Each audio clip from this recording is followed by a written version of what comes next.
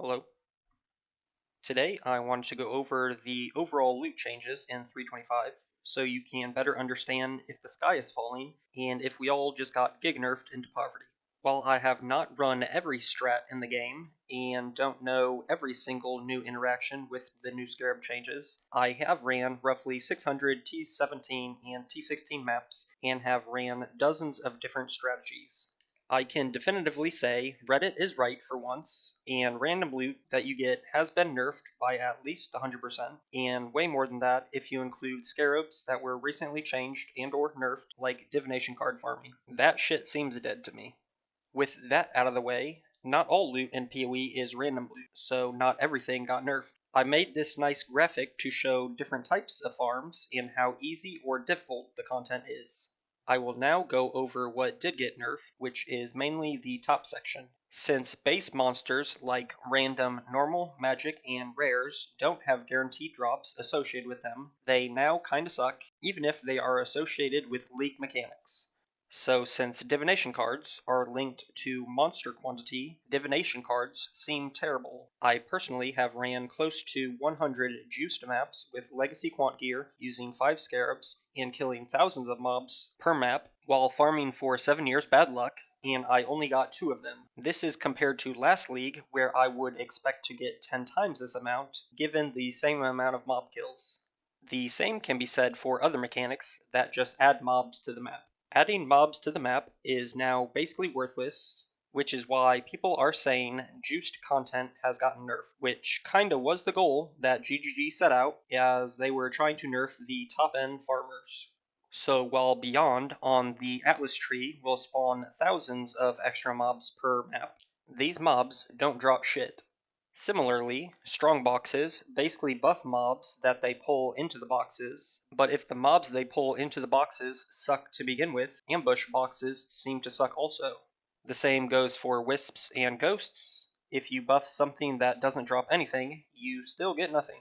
The shining light of the random loot section is Exiles, which I have made a video on, and that is because unique monsters seem to have been unnerfed and still drop quite a bit of loot.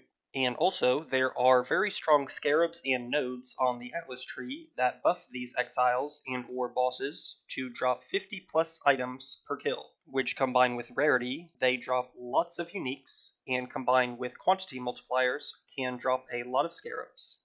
Now on the guaranteed specific loot section, this is where drops are not based on quantity value of a specific mob, but loot is given out based on completing the mechanic.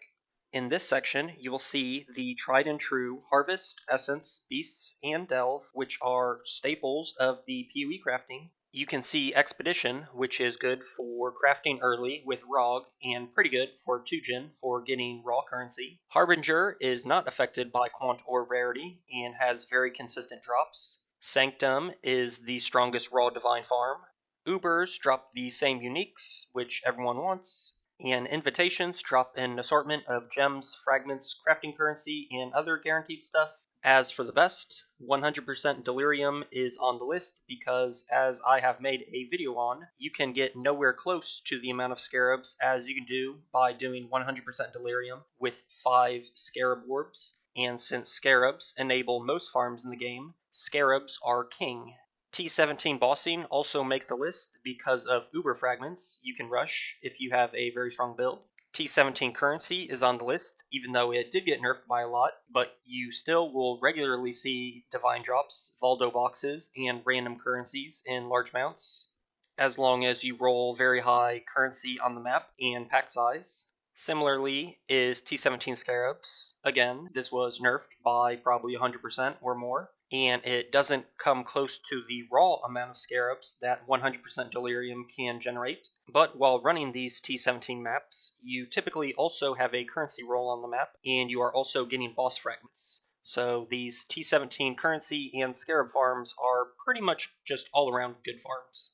Now for the last section, which is guaranteed loot but is random loot, examples is blighted maps.